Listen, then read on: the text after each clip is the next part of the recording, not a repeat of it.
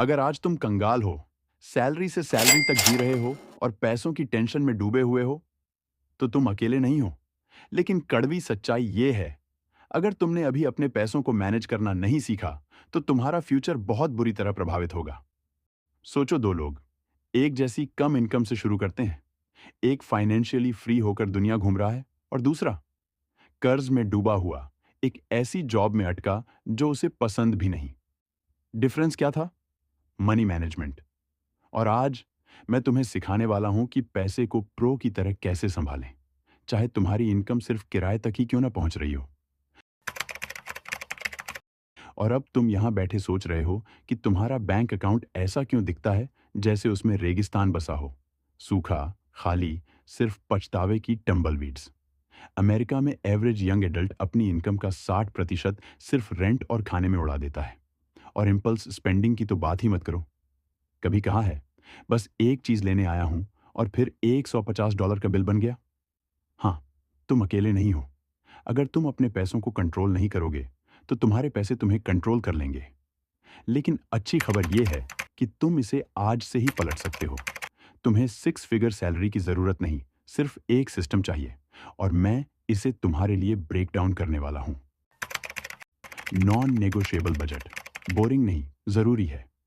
Budget बनाने का मतलब खुद को रोकना नहीं, बल्कि फ्रीडम पाना है।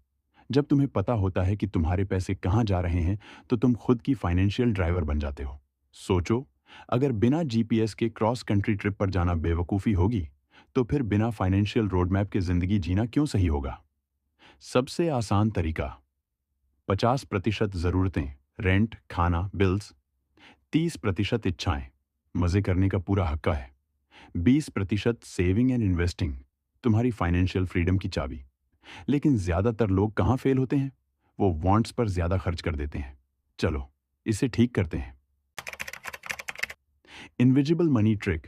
तुम्हें हमेशा महीने के एंड में ब्रोक क्यों फील होता है? क्योंकि जैसे ही तुम्हें सैलरी मिलती है, तुम सोचते हो, अरे, खर्च कर सकता हूं। लेकिन क्या होगा अगर तुम्हारे कुछ पैसे इनविजिबल हो जाएं? सीक्रेट क्या है? Automated savings.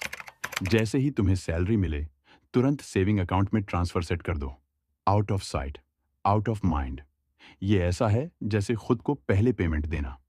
फ्यूचर वाला तुम्हें थैंक यू बोलेगा। लेकिन सिर्फ सेविंग करने से तुम अमीर नहीं बनोगे। तुम्हें अपने पैसों को तुम्हारे लिए काम करवाना होगा। और यही हमें लाता है इन्वेस्टिंग। चाहे तुम ब्रोक हो तब भी इन्वेस्ट करने के लिए हजारों डॉलर नहीं चाहिए। सिर्फ $5 से भी शुरुआत कर सकते हो। हाँ, उतना ही जितना एक स्टारबक्स लाटे का खर्चा। तो अगली बार ओवर प्राइज्ड कॉफी लेने की बजाय उस पैसे को इन्वेस्ट करो। मान लो, अगर तुम सिर्फ $100 हर महीने इन्वेस्ट करते हो, तो 20 की उम्र में शुरू करके रिटायरमेंट तक $3 लाख से ज्यादा बना सकते हो। कुछ न करने पर तुम्हारे पास सिर्फ पछतावा बचेगा। अब भी भरोसा नहीं हो रहा? चलो, उस सबसे बड़े पैसे के जाल के बारे में बात करते हैं, जिसमें सबसे ज्यादा यंग लोग फंसते हैं। द डेब्ट ट्रैप। खुद को फाइनेंशियली जकड़ने से बचाओ credit cards, student loan, buy now pay later schemes. ये सब तुम्हें फंसा कर रखने के लिए बनाए गए हैं। औसतन एक अमेरिकन के पास 6,000 से ज्यादा का क्रेडिट कार्ड डेब्ट है। और इन पागलपन वाली इंटरेस्ट रेट्स के साथ ये कुछ सालों में दोगुना हो सकता है।